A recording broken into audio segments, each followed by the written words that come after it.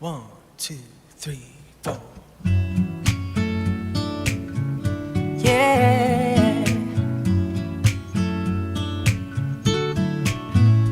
you are my fire, the one desire. Believe when I say I want it that way. When we are two worlds apart, you can't reach to your heart. When you say that I want it that way, Tell me why ain't nothing but a heartache. Tell me why Ain't nothing but a mistake. Tell me why I never wanna hear you say I want it that way. Am I your fire, your one you're one. desire? 'Cause I know it's too late, But I want it that way. Tell me why ain't nothing but a heartache. Tell me why Ain't nothing but a mistake. Tell me why I never wanna hear you say I want it that way. Now I can see that we're falling apart from the way that it used to be. Yeah, no matter the distance, I want you to know that deep down inside of me, you are my fire, the one desire. You are. You are. Don't wanna hear you say Ain't nothing but a heartache. Ain't nothing but a mistake. I never wanna hear you say Oh yeah. I want it that way. Tell me why Ain't nothing but a heartache. Ain't nothing but a mistake. Tell me why I never wanna hear you say I want it that way. 'Cause I want it that way. One, two, three, four. Yeah, you are my fire, the one desire. Believe when I say I want it that way. When we are two worlds apart, you can't reach to your heart. When you say that I want it that way, Tell me why ain't nothing but a heartache. Tell me why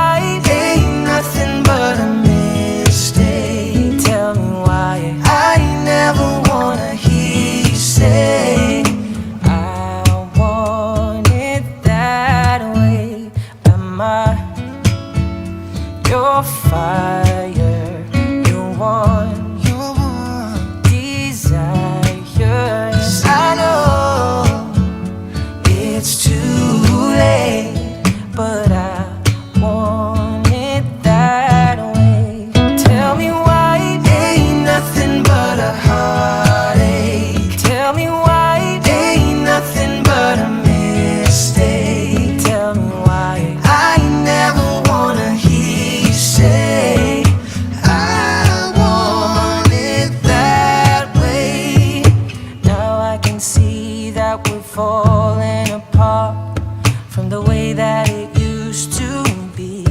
Yeah, no matter the distance, I want you to know that deep down inside of me, you are my fire, the one desire.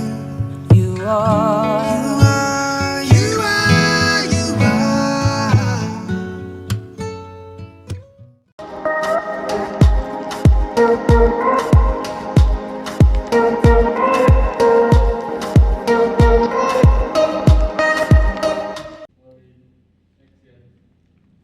Hai teman-teman, welcome to our podcast Kepo Nggak Sih?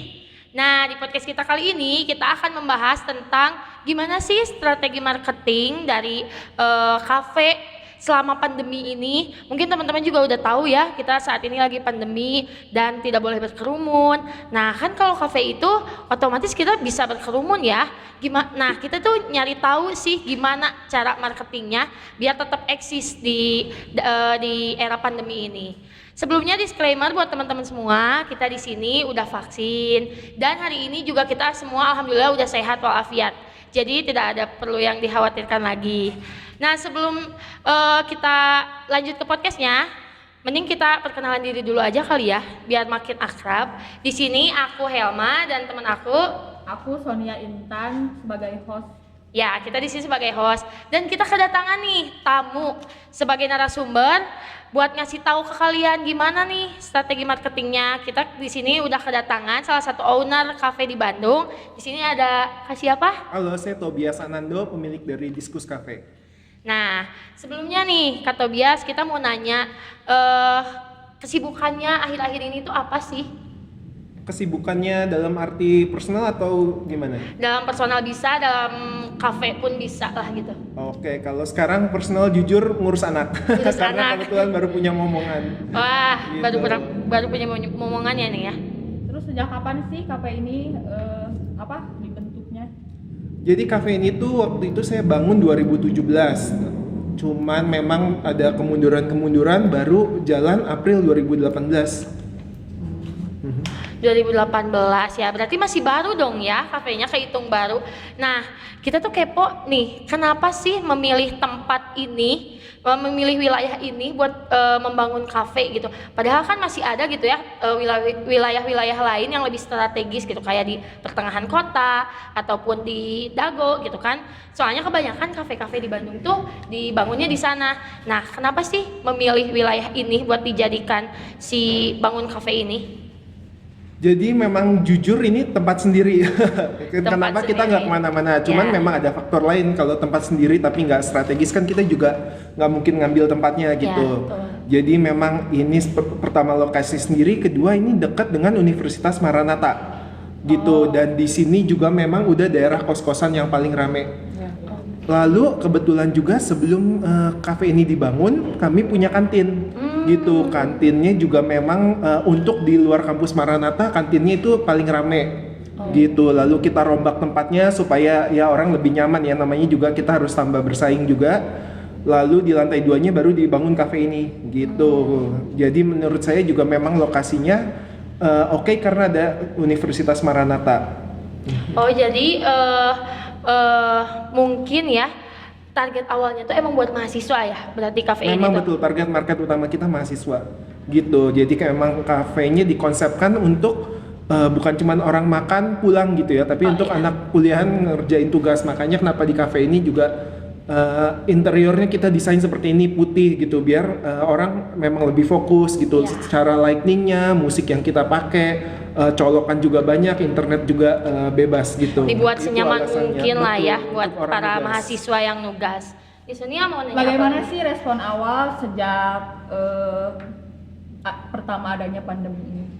Sebagai Respon owner gitu. awal, jadi jujur memang kalau namanya di kafe yang dekat universitas ini dengan target utama kita mahasiswa, nggak kaget ada ya high season, low season, karena apalagi Universitas Maranatha tuh praktis cuman kuliah 9 bulan gitu, mereka ada liburnya panjang 2 bulan, Yeah. 2 bulan gitu, jadi memang banyak waktu-waktu di mana kita sepi, ada pengurangan jumlah karyawan, pengurangan jumlah shift gitu. Cuman memang yang kita lebih kaget ini pandeminya jauh lebih lama dari yang kita prediksi gitu. Waktu itu kan mulai Maret gitu.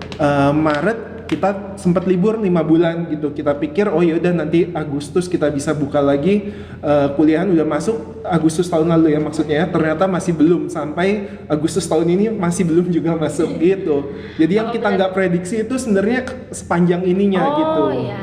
Berarti emang udah dari awal juga udah ada planning lah ya, seenggaknya karena mengikuti mahasiswa itu sendiri, jadi pas saat ada pandemi itu nggak terlalu kaget gitu ya, tapi karena mungkin lebih panjang dari perkiraan itu yang baru bikin shock gitu ya. Betul.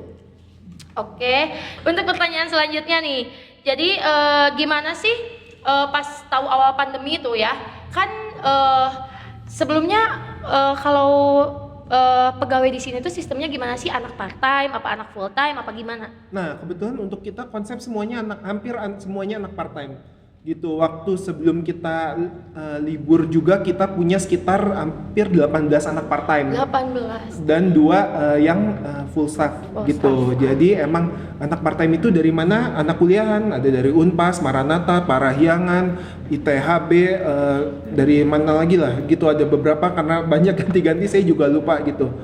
Memang awalnya konsep kafe ini saya bikin yaitu untuk juga berbagi kepada lingkungan sekitar gitu. Kebetulan kan misalnya kafe ini rezekinya dari anak kuliahan gitu. Saya juga buka kesempatan buat anak kuliahan juga, bukan cuma cari duit ya, cari pengalaman gitu, cari teman gitu. Kebetulan juga di sini banyak yang udah kerja, setelah udahannya masih tetap temenan gitu dan masih ngunjungin ke sini juga gitu. Nah, karena awal tuh pegawai di sini kan kebanyakan anak part time nih. Pas adanya pandemi ini tuh gimana sih respon dari anak-anak part time? Apakah mereka tetap kerja di sini dan stay di Bandung? Apa mereka ada yang tiba-tiba mengundurkan diri karena harus pulang ke rumah gitu? Apa gimana? Nah, dua-duanya ada. Karena memang saya cari anak part time yang biasanya udah semester 6 ke atas gitu. Artinya kan mereka hampir 1 tahun sebelum lulus ya. Kebetulan kemarin banyak yang lulus juga. Lalu yang memang dari luar kota pasti dipanggil sama orang tuanya. Nggak mungkin mereka stay di sini juga gitu karena nggak ada kegiatan ngajar-ngajar juga. Paling sisa yang anak-anak yang sisa Bandung, tapi beberapa juga memang ya satu lulus mereka dapat kerja, ada yang nggak diizinkan orang tuanya karena ya, takut resiko juga gitu ya. Nah makanya memang dari belasan karyawan itu memang sekarang sisanya cuman 4 orang gitu. Iya turun banyak, tapi memang dari Diskus Cafe sendiri kita ada kebijakan pengurangan shift gitu. Dulu kita memang sekali shift 4 orang bisa 2 shift, jadi 8 orang, sekarang sehari cuman 2 orang gitu karena memang ya kesibukannya jauh berkurang sejak pandemi ini. Karena jam operasional mungkin juga ya. Jam operasional juga kita buang 4 jam operasional ya. Ya. Nah selanjutnya nih, pengen nanya gimana sih strategi branding pas di saat ada pandemi ini tuh biar si kafe ini tuh tetap eksis gitu di mata masyarakat, apalagi anak-anak muda zaman sekarang gitu. Nah strategi branding sebenarnya jadi ada yang faktor internal eksternal ya, dan banyak pertimbangan sendiri ya. Low risk low return biasanya, high risk high return gitu. Kebetulan memang saya ngambilnya yang low risk dalam arti ya satu itu kita nggak tahu pandemi ini sampai kapan. Kedua memang sejak yang PPKM pertama dibuka tahun lalu mungkin sekitar Juli itu banyak kafe-kafe di Bandung yang buka lagi. Kalau saya mau adu keeksisan dengan kafe yang tempatnya lebih baru gitu, lebih eksis, mereka bayar influencer lebih banyak gitu, dan memang mungkin mereka untuk modalnya lebih gede karena interior, lokasi lebih strategis, mungkin susah gitu. Jadi memang strateginya kita ngambil lebih defensif gitu. Karena memang sekarang kita udah lihat yang tahun ini udah lebih mulai berkurang dibanding yang tahun lalu orang buka kafe kayak menjamur, sekarang memang udah lebih slow down gitu. Terus dari faktor internal sendiri kan kita juga harus reserve dari kekuatan finansial kafe ini gitu. Kalau misalnya kita ngambil high risk lalu kita keluar uang, tiba-tiba biaya operasional habis kan juga sayang gitu. Dalam arti kafe juga bisa sampai tutup kalau sampai kita salah ngambil jalan. Jadi waktu itu memang kita ngambil strategi yang lebih low risk gitu, yaitu dengan yang udah ada gitu. Kita marketing ngandelin juga channel yang udah ada gitu. Terus pernah kepikiran gak sih, kan sekarang tuh kayak semenjak pandemi ini ya, TikTok tuh kan lagi naik banget nih. Iya. Terus banyak tuh selebgram TikTok yang tiba-tiba kayak memperkenalkan suatu tempat biar tempatnya rame. Pernah kepikiran atau pernah seperti itu nggak sih? Pernah kayak endorse gitu selebgram TikTok buat biar si ini tuh makin dikenal gitu?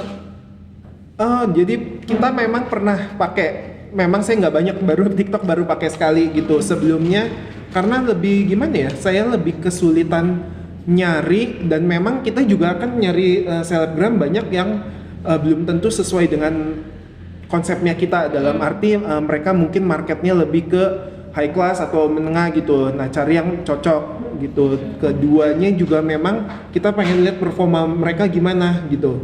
Apakah nanti kita bayar belum tentu ngaruh gitu. Apalagi beda sama 3 tahun lalu waktu zaman influencernya makanan di Bandung gitu. Itu memang lagi menjamur-jamurnya, kita pakai efektif gitu. Kerasa setahun 2 tahun kemudian mereka udah makin ngepost banyak makanan, orang udah makin apa ya istilahnya, kalau konten mah udah over banget gitu. Nah itu efektivenessnya udah kurang banget gitu. Jadi memang yang kita cari balik lagi karena strategi saya bertahan, ya saya cari aman juga gitu. Kita memang sempat pakai TikTok influencer sekali gitu. Memang yang kita belum coba adalah memakai banyak TikToker sekaligus. Oh iya. Gitu. Ya mungkin itu next berikutnya yang bakal kita coba, atau ya gabung sama Instagram gitu. Dengan ada juga kan kita bisa pakai micro influencer ya, maksudnya yang mereka jumlahnya lebih kecil, biayanya lebih nggak banyak gitu, tapi ya jadinya buzzingnya juga cepet gitu.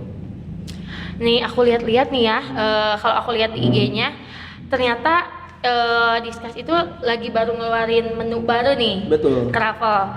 Nah, karena Kravel lagi hype banget nih, apakah itu salah satu strategi marketing biar si Discuss itu dilihat lagi sama anak-anak muda karena ada menu yang lagi viral apa gimana? Iya betul. Jadi itu juga yang ngikutin tren lah istilahnya ya.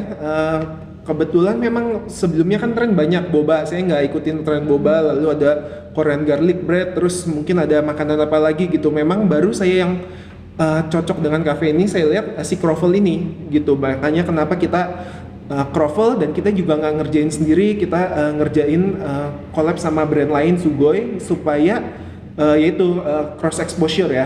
Nah dari situ emang ya ada lumayan lah gitu peningkatan gitu. Memang kita berdua sama-sama baru mulai, jadi ya kita masih harus lihat ke depannya, masih banyak yang harus diusahakan gitu.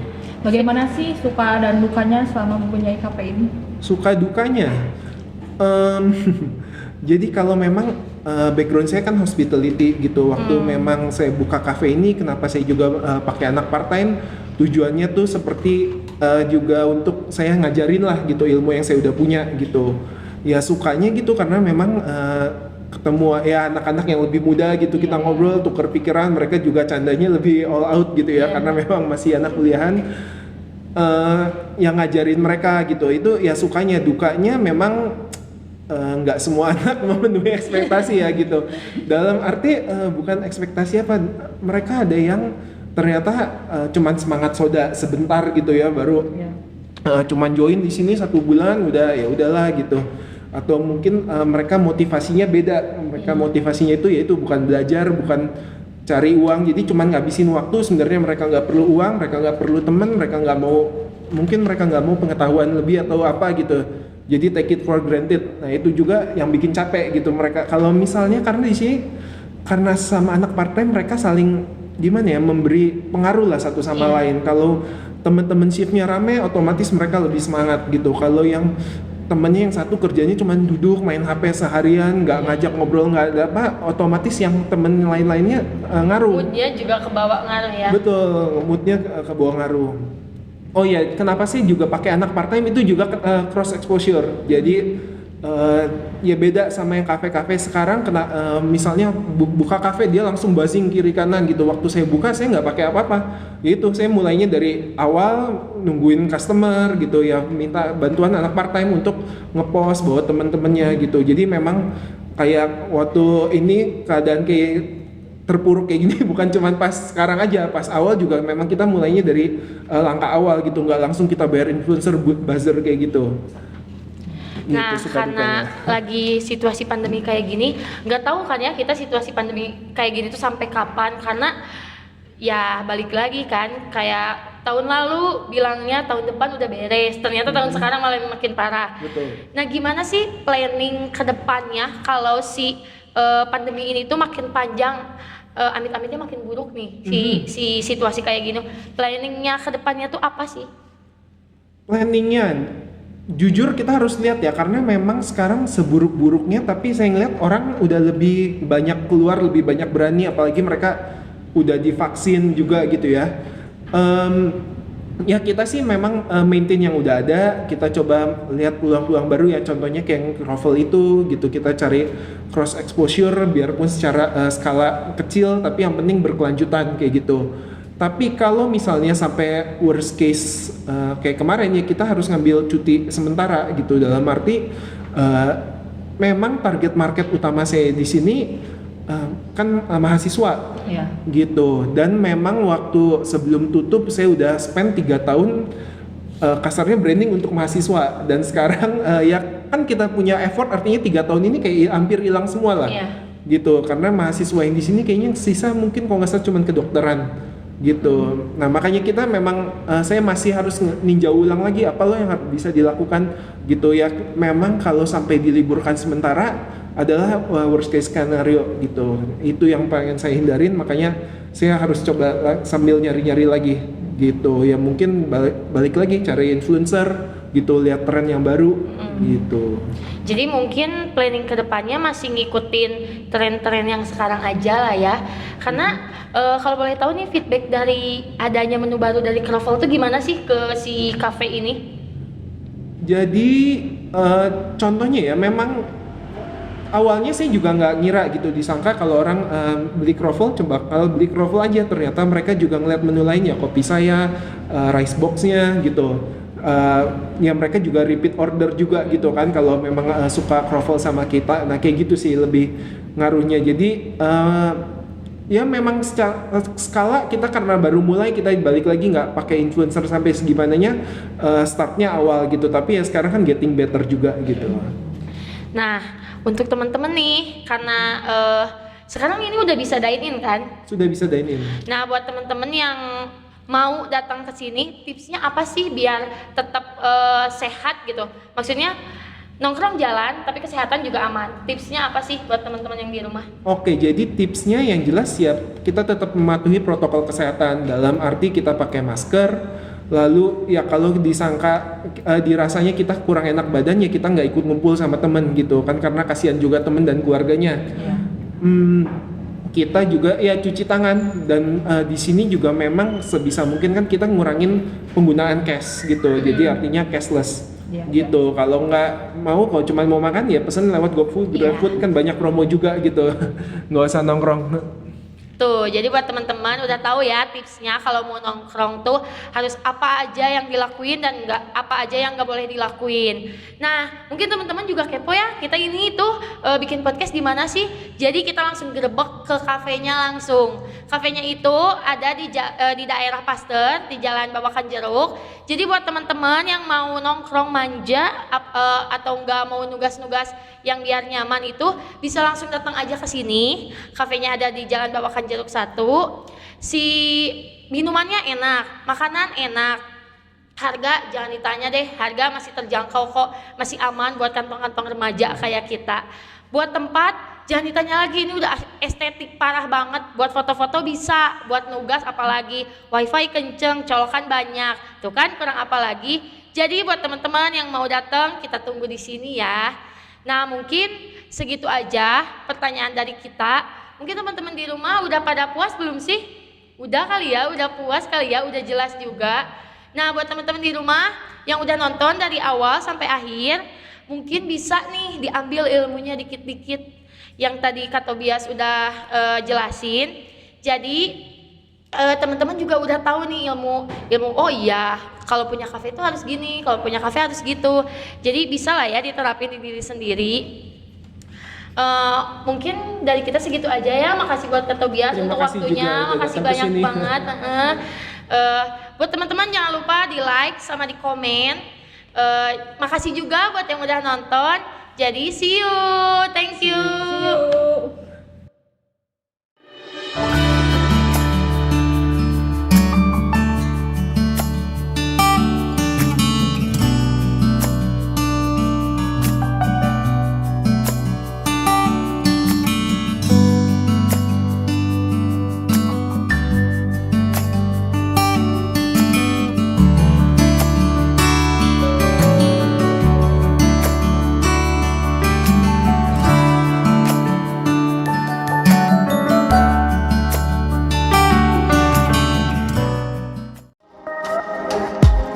Yuk. Thank